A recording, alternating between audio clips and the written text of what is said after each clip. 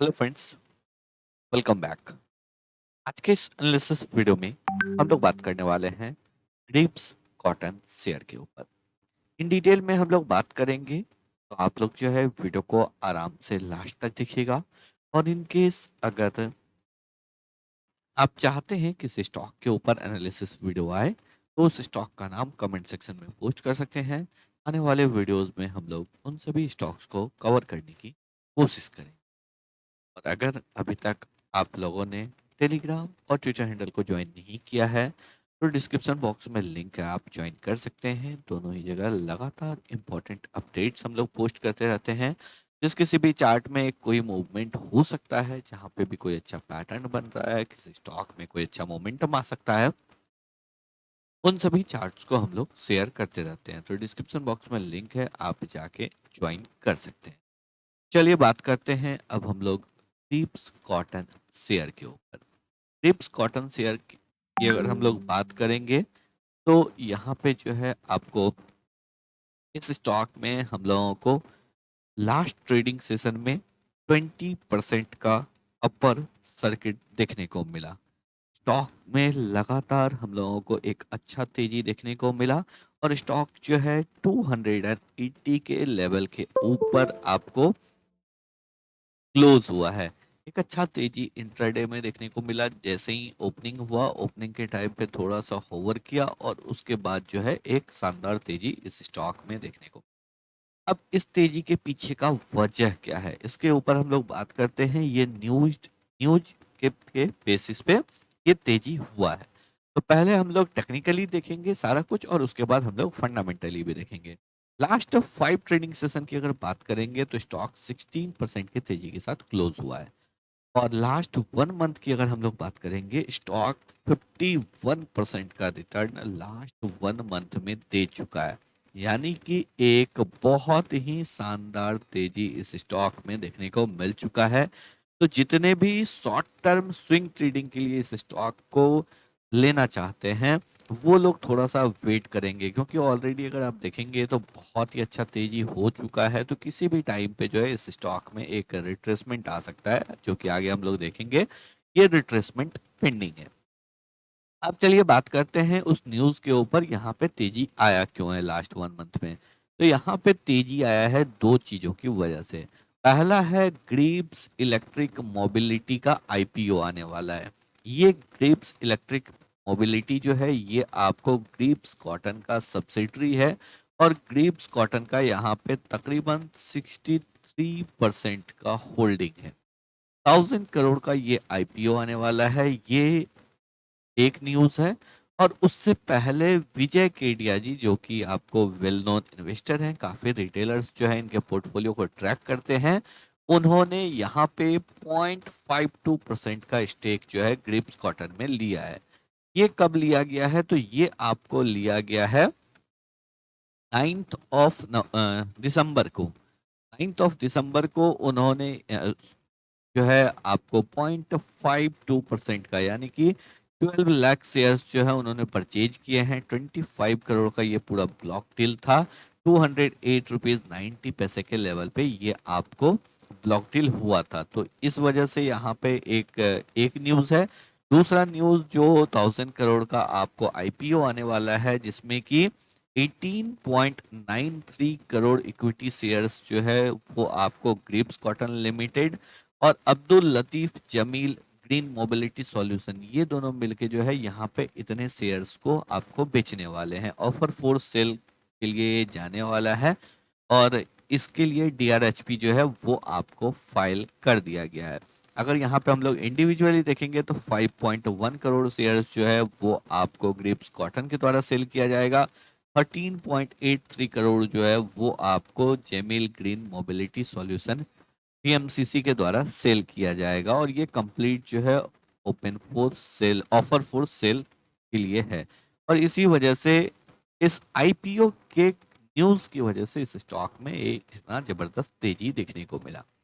चलिए बात करते हैं टेक्निकली। टेक्निकली अगर हम लोग यहाँ पे देखेंगे, स्टॉक अपने ऑल टाइम हाई पे ट्रेड कर रहा है। अगर हम लोग मंथली चार्ट को देखेंगे तो यहाँ पे हम लोगों को क्या दिख रहा है, मंथली चार्ट में क्लियरली एक मल्टी ईयर ब्रेकआउट दिख रहा है, क्योंकि 2022 के जनवरी के बाद 2024 के दिसंबर में, यानी कि कंप्लीट 2022, कंप्लीट 2023 और ऑलमोस्ट कंप्लीट 2024 में ये ब्रेकआउट हुआ है। तो 3 ईयर के एक स्ट्रॉन्ग कंसोलिडेशन के बाद ये राउंडिंग बॉटम पैटर्न का ब्रेकआउट देखने को मिल रहा है। स्टॉक अपने ऑल टाइम हाई पे है और वॉल्यूम भी इस स्टॉक का जो है यहाँ पे क्लियरली अगर हम लोग देखेंगे, वॉल्यूम को अगर हम लोग देखेंगे तो वॉल्यूम भी कहीं आपको इतना हैवी वॉल्यूम किसी भी लेवल पे देखने को नहीं मिल रहा है। इससे पहले जो है इतना जबरदस्त वॉल्यूम हम लोगों को देखने को मिला था, ये था आपको ईयर 2022 और मंथ था जनवरी, और उसी हाई के ऊपर यहाँ पे ब्रेकआउट आया है, एक स्ट्रॉन्ग वॉल्यूम के साथ ब्रेकआउट आया है। वीकली बेसिस पे अगर देखेंगे तो क्लियरली हम लोगों को वीकली बेसिस पे यहाँ पे देखने को मिल रहा है एक बहुत ही प्यारा यहाँ पे राउंडिंग बॉटम पैटर्न का ब्रेकआउट। तो राउंडिंग बॉटम पैटर्न का जब भी ब्रेकआउट होता है तो टारगेट क्या होता है, टारगेट होता है ये डेप्थ। यहाँ पे डेप्थ है तकरीबन आपको 120 डाउन साइड में है और ऊपर की साइड में 250 130 पॉइंट का जो है आपको ये पूरा डेप्थ होने वाला है। तो यहाँ पे अगर 130 पॉइंट का डेप्थ होने वाला है तो टारगेट क्या हो जाएगा, टारगेट हो जाता है आपको जितना डेप्थ है उतना ही एडिशन किया जाता है ब्रेकआउट लेवल से।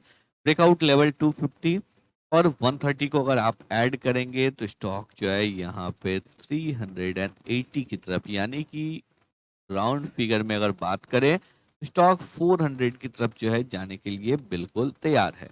लेकिन लास्ट 1 मंथ में अगर आप देखेंगे ऑलरेडी जो है 51% का रैली हो चुका है।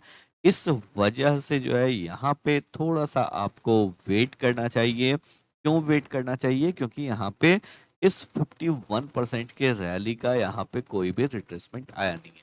रिट्रेसमेंट कहाँ तक आ सकता है, तो 240 250 ये एक सपोर्ट जोन अभी के लिए आपको काम करेगा एक सपोर्ट जोन की तरह। तो इस लेवल तक रिट्रेसमेंट आ सकता है, उसके बाद अगर बाउंस बैक का सिग्नल मिलता है तो आपको एंट्री लेना है। अगर हम लोग कंपनी के फंडामेंटल्स के ऊपर बात करेंगे तो यहाँ पे कंपनी के फंडामेंटल्स के ऊपर आज चाहते हैं। कंपनी काम काज क्या करता है, तो इंजन्स में है मैन्युफैक्चरिंग ऑफ इंजन एप्लीकेशन और साथ ही साथ ट्रेडिंग ऑफ पावर टीलर्स। इसके साथ ही अगर बात करेंगे इंजन से रिलेटेड स्पेयर, इलेक्ट्रिक व्हीकल और इंफ्रास्ट्रक्चर इक्विपमेंट में भी ये कंपनी कामकाज करता है।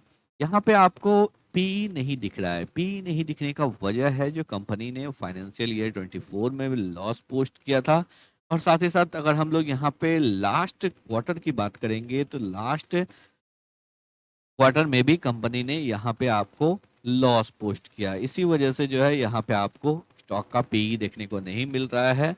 ऑल्दो अगर हम लोग यहाँ पे बात करेंगे क्वार्टर ऑन क्वार्टर बेसिस पे सेल्स में अच्छा ग्रोथ है, but year on year basis पे सेल्स में डिक्लाइन है। यहाँ पे अगर बात करेंगे तो कंपनी का अदर इनकम जरूर इम्प्रूव हुआ है, मार्जिन यहाँ पे 50% से रिड्यूस हुआ है। क्वार्टर ऑन क्वार्टर बेसिस पे 25% से ये मार्जिन रिड्यूस हुआ है, तो मार्जिन रिडक्शन देखने को मिल रहा है। रेवेन्यू में गिरावट है और इसी वजह से कंपनी जो है यहाँ पे आपको लॉस कर रहा है। यहाँ पे एक हैवी लॉस देखने को मिल रहा होगा, उसके पीछे का वजह है अदर इनकम में लॉस, और इसी वजह से जो है यहाँ पे आपको एक हैवी लॉस दिख रहा है लास्ट ईयर सेम क्वार्टर में। अगर हम लोग ईयर ऑन ईयर बेसिस पे बात करेंगे तो तकरीबन जो है 5000 करोड़ का 6552 करोड़ का मार्केट कैप है, और ईयरली सेल्स जो है वो आपको है 2633 करोड़ का सेल्स जो है कंपनी ने फाइनेंशियल ईयर 24 में किया था। 23 में उससे ज़्यादा था। अभी अगर देखेंगे तो ऑलमोस्ट 2023 के लेवल के आसपास ही सेल्स देखने को मिल रहा है लास्ट 4 क्वार्टर में, और कंपनी यहाँ पे प्रॉफिटेबल होता हुआ अभी दिख रहा है। क्या ये कंटिन्यू कर पाएगा, ये आने वाला क्वार्टर बताएगा। बट अभी जो स्टॉक का मूवमेंट है उसके अकॉर्डिंग यहाँ पे डेफिनेटली लग रहा है तो इस क्वार्टर में कंपनी का रिजल्ट जो है वो काफी दमदार होने वाला है।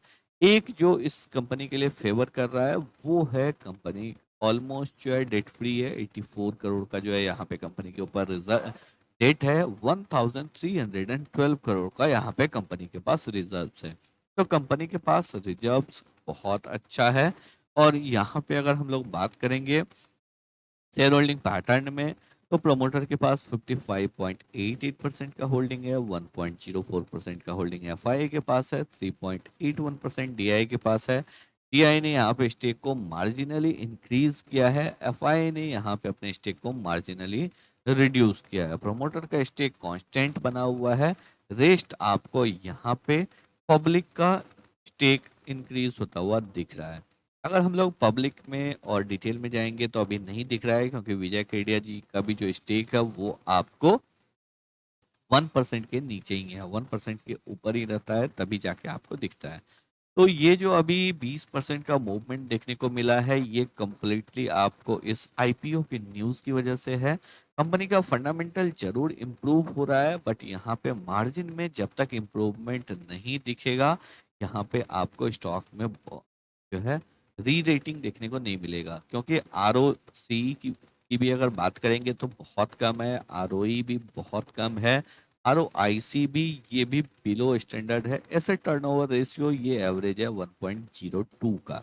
यानी कि जितना कंपनी अपना लागत लगा रहा है उतना का जो है इफिशियंसी निकाल पा रहा है, बट उससे ज़्यादा अगर होता है तो और ज़्यादा आपको अच्छा होता है। एसेट टर्नओवर रेशियो जितना ज़्यादा हो उतना अच्छा माना जाता है।